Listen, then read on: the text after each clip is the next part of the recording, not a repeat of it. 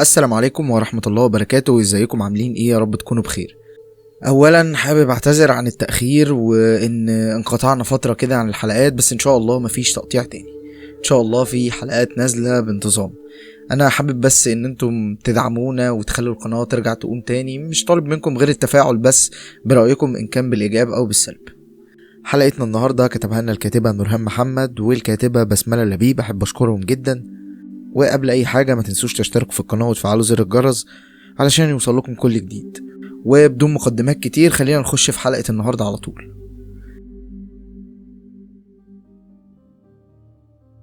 تمام يا شباب، في حاجة في الخطة مش مفهومة؟ كلهم هزوا راسهم بالرفض. اتكلمت وقلت على بركة الله. بعدها كلهم خرجوا علشان يجهزوا. انا وائل نصار، ضابط في اسم شرطة اسكندرية، عايش في شقة مستقلة بعيدة عن ابويا وامي. ده يعني بحكم شغلي. كنت بشرح خطة للقبض على تاجر مخدرات كبير اسمه مختار السيد. الراجل ده كان موجود في منطقة الظاهر في اسكندرية. هو رجل أعمال كبير، عنده شركة من أكبر شركات اسكندرية للاستيراد والتصدير، لكن في الحقيقة بقى هو بيستخدم الشركة دي علشان يبعد عنه العين. المفروض إنه هيسلم شحنة مخدرات في البحر الساعة 2 بعد نص الليل. طبعا عرفت المعلومات دي من ضابط زراعته معاه في الشركة، وده كان موجود معاه من مدة كبيرة، وخليته يثق فيه تماما بعد ما ساعده في عمليات صغيرة قبل كده. والخطة كانت اني اعمل نفسي القبطان البديل للسفينة، وطبعا هم كانوا عارفين شكل القبطان البديل، علشان كده قلت لهم انه تعب واني ابقى اخوه، وضربت بطاقة باسم فيك علشان يصدقوا ويدون الثقة بالاتفاق مع القبطان الاصلي. وده طبعا مقابل ان سفينته ما يطولهاش اي اذى، والباقي هيكونوا قريبين مننا في مراكب صغيرة. عدت الساعات لحد ما جه الوقت اللي احنا هنتحرك فيه. جهزنا واخدنا كل حاجة معانا واتحركنا على البحر، انا والكام واحد اللي معايا. اتحركنا ناحية رجالة مختار، طلعنا معاهم على المركب من غير ما حد يلاحظ حاجة، وده طبعا لان رجالة مختار كتير جدا فمحدش لاحظ اننا غراب. اتحركت المركب لحد ما بقينا في نص البحر. دقايق عدوا وكان في مركب تانية جاية علينا. سلموا البضاعة ورجعنا تاني، واول ما رجالة مختار خرجوا من السفينة من هنا، رجالتنا كانوا محاصرينهم من كل اتجاه. لمناهم كلهم في عربيات الشرطة، وفي اللحظة دي كانت في قوة تانية متوجهة لفيلة مختار. بصيت في ساعتي، كانت الساعة 3:30 الفجر. نزلت ايدي ورفعت عيني ناحية الشط، لقيت بنت قاعدة عليه. كانت بنت شكلها في مقتبل العشرينات، لابسة فستان اسود طويل، وكانت باصة عليا ومدت لي ايديها اكنها عايزة حاجة. وسمعت صوت معرفش جاي منين بيقول الحقني الحقني. الكلمة فضلت تتكرر.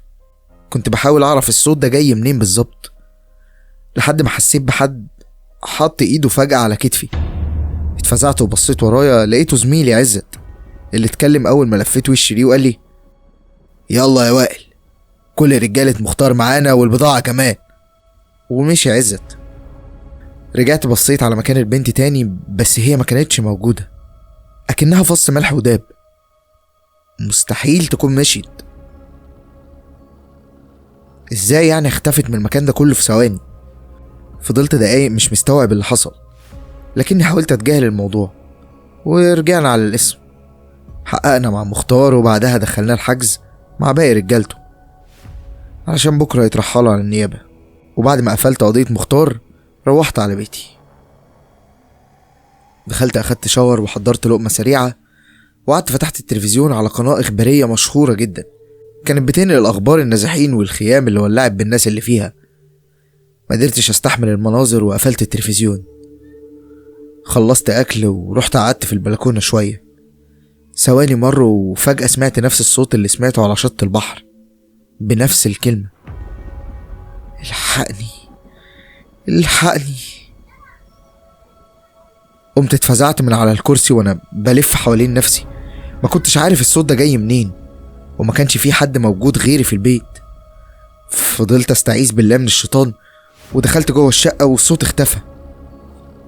مسحت وشي بايدي وفسرت ده انه من الارهاق، بس ما انا برضو كنت شغال على عملية مش سهلة يعني، وما كنتش بنام. دخلت الأوضة وفردت جسمي على السرير ونمت.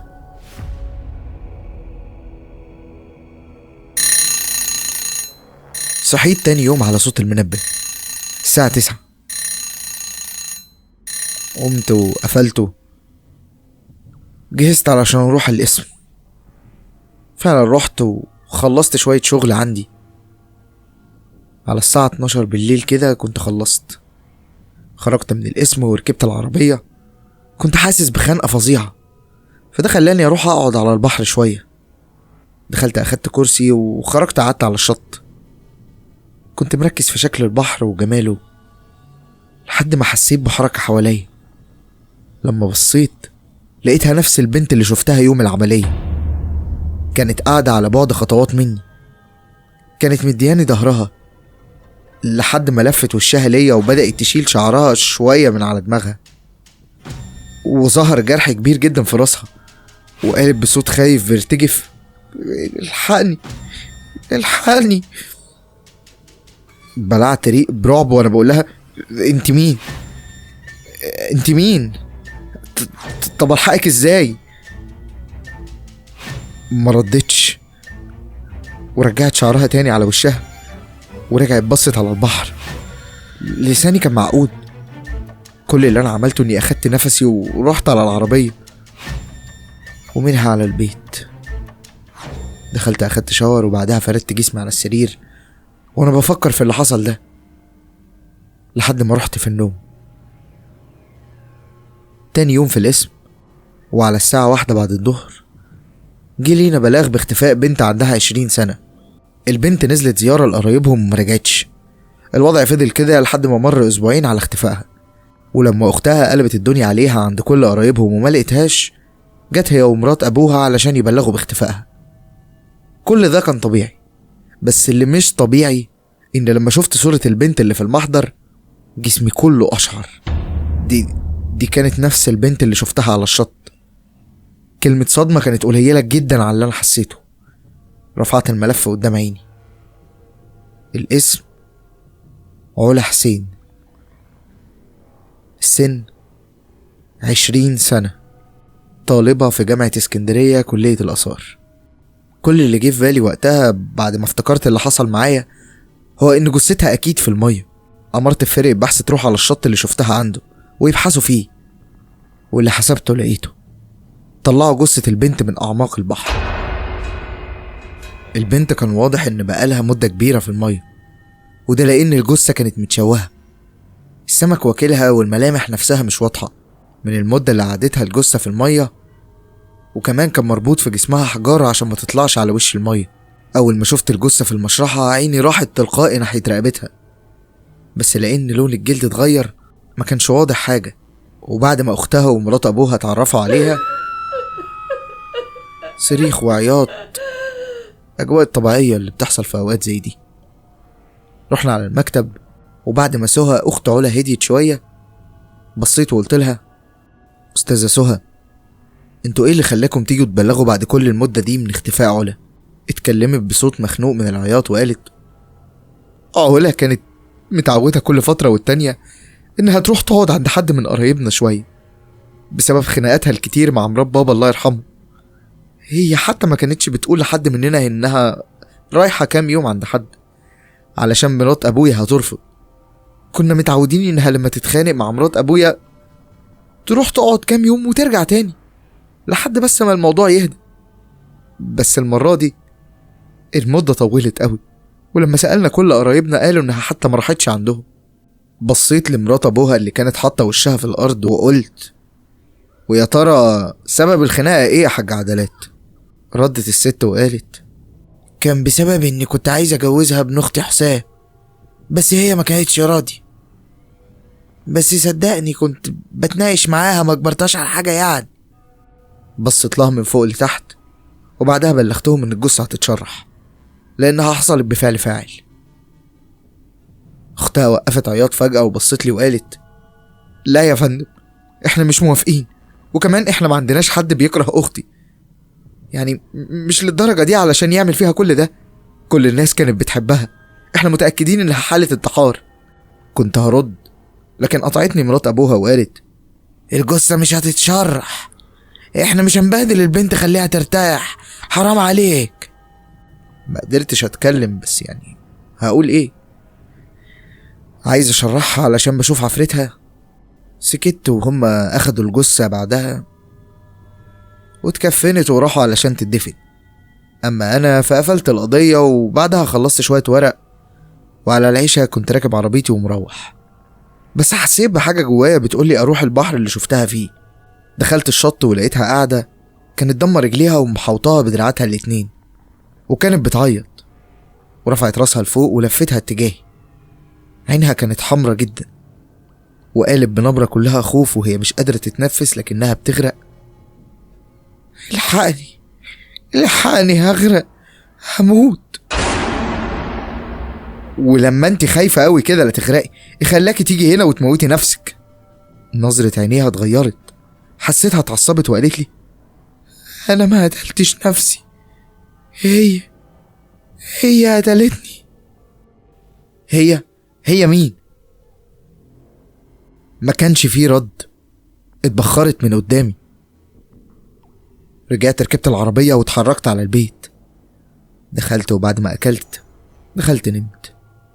عدى يومين وفي اليومين دول ما شفتش ولا سمعت حاجة. شكيت ان دي ممكن تكون هلاوس. بس في اليوم التالت وبعد ما رجعت من القسم وارتحت، قعدت شغلت اللاب علشان اشتغل شوية على حبة حاجات مهمة عندي. لكن فجأة النور قطع. اتجاهلت الموضوع وكملت شغل على اللاب، بس اللاب علق وما كانش راضي يشتغل. وبدأت اسمع صوت مية جاي من الحمام. رحت الحمام وكانت مية البانيو شغالة، والبانيو شبه اتملى على الاخر. طفيت المية ولفيت ظهري علشان ارجع، بس سمعت صوت زي ما يكون حد دخل في المية، لدرجة ان في مية جت عليا. وببطء لفيت دماغي وكانت الصدمة نفس البنت قاعدة بنفس فستانها الاسود، وجرح راسها كان واضح جدا. قربت عليها وقلت لها: انت مين اللي عمل فيكي كده؟ شاورت لي على مراية الحمام. بصيت عليها وما لقيتش حاجة. رجعت بصيت على البنت وكانت اختفت. وهنا سمعت صوت رن تليفوني. جريت خرجت وكان تقرير تشريح الجثة. ما انا نسيت اقول لكم اني اجبرت اني ادي لاهلها جثة تانية غير جثة علا، علشان جثة علا تتشرح. يعني الجثة اللي هم دفنوها دي ما كانتش جثة علا اصلا، كانت جثة بنت تانية ملهاش اهل ولا ليها حد. التقرير كان كالاتي: الوفاة حدثت الساعة 4:43 بعد نص الليل. وتشريح الجثة اثبت ان الضحية ما ماتتش غريقة، هي كانت نازلة المية اصلا ميتة، والموت كان بسبب ضربة قوية على الراس. كمان الضحية فضلت في المية اسبوعين كاملين، وفضلت فيهم في القاع بسبب الحجارة اللي كانت مربوطة في الجثة. الكلام ده بيأكد انها اتقتلت، والقاتل ربطها بحجارة عشان تفضل في قاع البحر المالح، وده هيخلي الجثة تتحلل في وقت قليل جدا وتتلاشى تماما وينفد بفعلته. خيوط كتير ظهرت، بس كل خيط بيودي في اتجاه شكل. الحقيقة واضحة وفي نفس الوقت مبهمة. قررت اعرف مرات ابوها واختها اللي اتعصبوا جدا لما عرفوا اني شرحت الجثة، وعلى الرغم من اني قلت لهم ان بنتهم ما ماتتش غرقانة وان دي حالة قتل، بس ده ما هداش من غضبهم ناحيتي اي شيء. خليتهم يمشوا وسبتهم يهدوا مع نفسهم ورجعت بيتي. قلت هسيبهم يومين ولا حاجة يهدوا، بعدين استجوبهم تاني عشان اعرف لو علا ليها عداءات مع اي حد. دخلت البيت وعملت لي اكل وكلت، ورحت اترميت على السرير من التعب. وقبل ما عيني تروح في نوم عميق سمعت صوت جاي من الصالة. كان صوت بنت وكانت بتغني: انا بعشق البحر زيك يا حبيبي حنون. ما خدتش وقت علشان اعرف مين الضيفة اللي عندي، وبسرعة خرجت ولقيتها قاعدة على الكنبة. اول لما خرجت بصت عليا ووقفت غنى. صوتها كان حلو، كان حلو قوي. فقلت لها: انتي صوتك حلو قوي. فابتسمت ابتسامة خفيفة ورجعت وقلت لها: في ايه يا علا عايزة تعرفيهولي؟ قوليلي وانا هساعدك. اختفت الابتسامة اللي كانت على وشها، ملامحها اتحولت لملامح حزينة. بصت قدامها وسكتت. فقلت لها: ما انتي اكيد مش بتجيلي من غير سبب. طب انتي زعلانة عشان شرحت جثتك؟ بصت لي وعينها احمرت، والنور اللي بسيبه على طول شغال في الصالة اتحرق. الدنيا بقت ضلمة. شغلت نور الموبايل وما لقيتهاش، كانت اختفت كالعادة. النوم طار من عيني بعد ما كنت هموت وانام. التفكير كافر ملهوش ملة، عامل زي المرض الخبيث، بياكل في دماغك ويسلب منك راحتك وتركيزك. حاولت انام كتير بس التفكير قرر اني منولش الشرف ده. فقمت لبست واخدت بعضي ورحت عند البحر. مكان هادي وجميل، ازاي يحصل فيه شيء بشع زي ده؟ فكرت كتير، مين ممكن يكون قتلها وليه؟ طب وروحها بتطلع لي ليه طالما مش راضية تقولي على الجاني؟ بعد تفكير وتفكير وتفكير قلت لنفسي: خلاص كده مفيش غير منطق واحد، هي مرات ابوها، مين غيرها يعني؟ بصراحة انا ما كنتش متأكد، بس عايز اقنع دماغي علشان اوقف تفكير. فقررت اني هركز على مرات ابوها لانها المشتبه فيه القوي، وكلنا عارفين مرات الاب يعني، فاحتمال كبير تكون هي. رجعت البيت بعد محاولة كبيرة برضو علشان انام اخيرا. رحت في النوم وصحيت على رن التليفون. كنت مخلي عسكري يعرف لي كل حاجة عن اهل علا، وكانت الصدمة لما عرفت ان والدة علا ماتت وهي صغيرة، وبعدها مفيش ب3 سنين اتجوز ابوها عدلات، وبعد 10 سنين سابهم واختفى، ورجع ظهر من 2 سنين وما قالش اي مبرر لاختفائه غير انه كان بيشتغل. وبعدها بشهر مات بسبب جرعة زيادة من المخدرات، طلع كان مدمن وبيتاجر كمان. قمت فطرت ولبست ودماغي شغالة ما بتفصلش، ونزلت على القسم. دخلت مكتبي وكنت طالب عدلات وسهى. اول ما دخلوا كان باين عليهم التوتر، خليتهم يقعدوا وقلت لهم: علا ما انتحرتش، علا اتقتلت. ممكن اعرف ليه ما شكتوش 1% انها اتقتلت وكنتوا مصرين قوي انها انتحرت؟ اختي ملهاش اعداء، هي لسه صغيرة ولسه داخلة الكلية، ما لحقتش تعمل عداوة مع حد. يعني انتي مش شاكة في حد؟ لقيتها اترددت اول ما سألتها السؤال ده. وقتها فهمت وطلبت من العدالات تخرج تستنى بره، وهعمل معاهم التحقيق كل حد لوحده. فلما خرجت سألت سهى: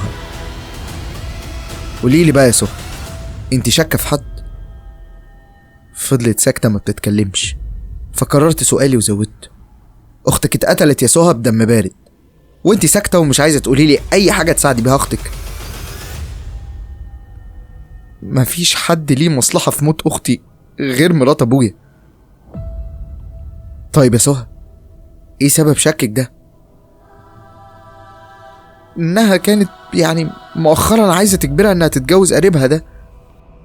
خلصت كلامها وخلتها تخرج، ودخلت عدلات اللي ما قالتش اي حاجة مفيدة. كل اللي قالته انها من ساعة ما ابوهم ما اختفى وهي متحملة مسؤوليته، لانها ما بتخلفش وبتعتبرهم بناتها. ولما سألتها على حوار ابن اختها ده اللي كانت عايزة تجوزه العلا، غصب عنها قالت: حسام ابن اختي يعتبر متربي معاه، وهو راجل وجدع يعني، وبيقف مع اي واحدة فيهم لو محتاجة اي حاجة، وكنت شايفة نظرات اعجاب متبادلة بينهم، بس ما غصبتهاش. يعني هي ما قالتش ده بشكل مباشر انها رفض، بس الحق يتقال اول ما قلت لها الموضوع ده بان على ملامحها التوتر، وتصرفاتها بقت غريبة لحد يعني اليوم اللي مشيت فيه. اخدت منها عنوان ورقم حسام وقلت لها: طيب يا حاج عدلات، تقدري تتفضلي وتاخدي سهى معاكي، ولو في اي جديد هبلغ حضرتك، ويا ريت لو في اي جديد تبلغوني. ريحت دماغي على الكرسي وغمضت عيني علشان اريح نفسي شوية واعرف افكر. واثناء ما انا مغمض حسيت بهوا بارد جدا، وسمعت صوت من جديد، صوت ناعم لايق مع جمال البحر ونسمة الهوا الباردة. انا بعشق البحر. فتحت عيني ولقيتها قاعدة على الكرسي قدامي. تعودت عليها ومش خايف من وجودها. ابتسمت وقلت لها بتعشق البحر ازاي؟ انا نفسي افهم، ده حتى المكان اللي اتغدر بيكي فيه. وقفت غنى اول ما انا اتكلمت، وبعد ما خلصت كلامي لفت وشها اتجاهي وقالت لي البحر بريء، هم اللي غدارين. حلو، مين هم بقى؟ لازم تكتشف ده بنفسك، انا مش هقدر اقولك. ليه؟ يعني ليه؟ انا مش فاهم ليه. اتبخرت من قدامي. حطيت ايدي على دماغي واخدت نفس عميق وبدأت افكر. هي قالت هما، يعني مش حد واحد، وده صح جدا، لان مفيش حد واحد هيقدر يعمل كل ده لوحده. يخنقها لحد ما تموت ويربط الجثة بحجارة عشان ما تظهرش على السطح او تطلع لبره. معقول يكون حسام ومرات ابوها؟ انا كده لازم استجوب حسام. طلعت امر باحضاره وعلى بالليل كان جه. دخلت اوضه الاستجواب وقلت له ازيك يا حسام؟ اكيد عرفت اللي حصل لعلا. هو انت كنت بتحبها فعلا وعايز تتجوزها؟ اه يا ست الظابط، وهي كمان كانت بتحبني. هي قالت لك انها بتحبك؟ اه قالت لي، بس كمان قالت لي ما اقولش لحد. من امتى الكلام ده؟ وليه يعني ما تقولش لحد؟ عشان اختها كانت معجبه بيا. ازاي؟ انا كنت معجب بيها من فتره كبيره، وقبل ما تموت باسبوع ونص رحت لخالتي عدلات وعرفتها ان انا بحب علا، بس ما اعرفش علا بتحبني ولا لا. وقتها كنا متجمعين كلنا على العشاء، وخالتي عدلات عرضت عليها انها تتجوزني بهزار كده يعني، عشان تشوف رد فعلها ايه. علا وقتها قالت لها وانا هلاقي زي حسام؟ وكملت وضحكت. وهنا خالتي حست بقبول من ناحيتها، بس سهى اللي ملامحها اتغيرت وما كانتش بتتكلم او حتى تهزر معانا. اتجاهلتها ورجعت بيت. اليوم ده كنت فرحان جدا، وقررت اني هعترف لها بمشاعري. وتاني يوم فعلا كلمتها وقلت لها اني بحبها، وهي كمان قالت لي انها بتحبني، وكانت فرحانه جدا. وقلت لها اني هكلم خالتي ونجهز كل حاجه للخطوبه على طول. بعدها قفلت معاها ورحت عندهم بالليل علشان نتكلم، بس كانت متغيره وبتعاملني وحش. حاولت افهم مالها، ما قالتليش اي حاجه. وكل ما كنت احاول افتح الموضوع قدام خالتي وسهى كانت تفتح موضوع تاني، لحد ما انا مشيت. فانا ننيت عليها علشان افهم في ايه. قالت لي انها لما سالت لاختها ايه رايها في الموضوع، اختها قالت لها انها بتحبني قوي، وان ولا لو اتجوزتني لا هتبقى اختها ولا تعرفها. كمل. خلاص كده، هو ده اللي حصل بس. وايه خلاها تمشي وتسيب البيت؟ بصراحة انا ما سكتش لاني كنت بحبها، ففضلت ازن على خالتي انها تحاول تقنعها تاني. كمل يا حسام. خلاص كده يا باشا، ده اللي اعرفه كله والله. بقولك ايه، انت من اول ما جيت وانت باصص في الارض وبتتلاشى تبص في وشي. هي رقبتك دي فيها حاجة؟ لا لا لا يا بيه، ابدا ابدا، بس هيبة سيادتك حاضرة برضو يعني. شك فيه كل دقيقة بيزيد اكتر بسبب خوفه المبالغ فيه ده. قمت مشيت ناحيته وقربت جنبه. توتره كان زايد لدرجة ان وشه فضل يجيب عرق وايده بتترعش. وطيت ناحية وشه وقلت له بنبرة حادة بصلي في وشي كده وانا بكلمك.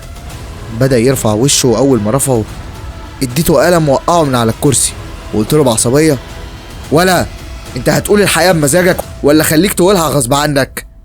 اقول ايه يا باشا؟ بس انا قلت كل اللي اعرفه والله. ده انت شكلك بقى هتتعبني.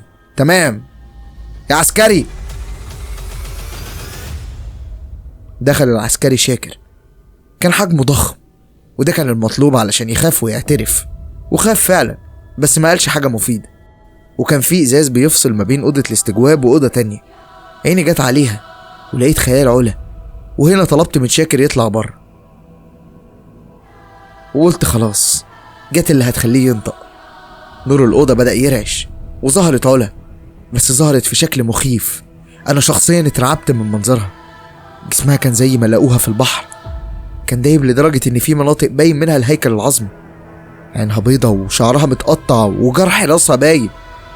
حسام مات في جلده اول ما شافها وفضل يقول لا لا لا لا لا لا لا، انت متي، انت متي، ازاي؟ مسكته من رقبته وطيرته، خبط في الحيطة وزحف وجالي عند رجلي وفضل يقول لي وهو بيعيط ومرعوب خلاص يا باشا، والنبي هقولك على كل حاجة يا باشا، والله ابعدها عني والنبي يا باشا، هتقتلني، الحقني منها والنبي يا باشا. ده زي ما قتلتها صح؟ ما قتلتهاش والله العظيم ما قتلتها، بس انا اعرف مين اللي قتلها. انت سهى اختها هي اللي قتلتها يا باشا والله. ايه؟ ازاي يعني؟ انت يالا. لما علا سابت البيت ومشيت كلمتني وقالت لي اننا لازم نوصل لحل، وعرفتني انها كلمت سهى كمان عشان تيجي، واتجمعنا كلنا عند البحر وقت الفجر، وانا قلت لسهى اني بحب علا وهي بتحبني وما ينفعش تقف قصاد سعادة اختها. وردت عليا ساعتها سهى بعصبية وقالت لي انه ليه يعني، وهي فيها ايه احسن مني واشمعنى هي. وساعتها يا باشا قلت لها يا سهى يعني دي حاجة مش بايدينا. وعلا كمان قالت لها انت يعني مش عايزة تتنازلي علشاني وعايزاني انا اتنازل علشانك. اتعصبت وقتها سهى وقالت لها ايوه علشان انا احسن منك في كل حاجة، انا الكبيرة يا علا، وانا مرتحتش من يوم ما اتولدتي ويوم ما لما لقيت حد وحبيته تاخديه مني. ساعتها علا ردت عليها وقالت لها انا ما خدتش حاجة منك، هو اللي حبني انا. وشدوا قوي في الكلام مع بعض ومسكتها سهى من رقبتها. مسكت سهى وبعتها عن علا، ولسه بطمن على علا لقيتها بتديها بعزم ما فيها بطوبة على دماغها. اتصدمت، حاولت اصحي علا بس كان خلاص يا باشا، كانت ماتت. وسهى هددتني انها هتقول ان انا اللي قتلتها علشان ما كانتش موافقة عليا، فاضطريت اساعدها وربطنا حجارة في جسم علا ونزلناها المية. ووقت ما مرات ابوها قلت عليها علشان طولت في الغياب، سهى كلمتني وقالت لي ان اكيد الجثة السمك كلها ودابت، استحالة حد يعرف كمان انه يلاقيها. علشان كده سهى سألتني لقيت الجثة ازاي، وكانت مستغربة اني عرفت. ليها حق الصراحة يا باشا، هو سيادتك عرفت ازاي انها في البحر؟ اخرس يالا شاكر. ناديت على شاكر يجي ياخدوا الحجز، وكل اعترافه كان متسجل. ورحت بنفسي اجيب استاذة سهى اللي كانت بتنكر بشكل غريب، لحد ما انهارت واعترفت بكل حاجة. وطبعا اتحكم على حسام بالسجن لانه اتستر على المتهم، وساعدها كمان انها تخفي جثة اختها. اما سهى بقى اتحكم عليها بالاعدام. وبس كده خلصت قضية جديدة.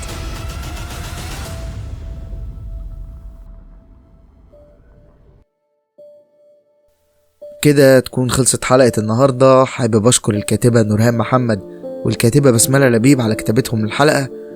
كمان حابب اشكركم طالما وصلتم لحد هنا. متنسوش بقى تشتركوا في القناة وتفعلوا زر الجرس عشان يوصلكم كل جديد، واتمنى انكم تعملوا شير للقصص، خلي القناة توصل لأكبر عدد ممكن. متنسوش كمان تنضموا للجروب بتاعنا، هتلاقوه تحت في الديسكريبشن. وكمان اي حد عنده قصة حقيقية حصلت له او قصة من تأليفه حابب انها نذيعها يقدر يبعتلي على الاكونت الشخصي، برضه هتلاقوه تحت في الديسكريبشن. كنت انا معاكم احمد عصام، ان شاء الله نتقابل في حلقات كتير جاية. ما تنسوش تدعوا لاخواتنا المستضعفين في فلسطين وفي كل مكان ان ربنا ينصرهم يا رب. تصبحوا على خير.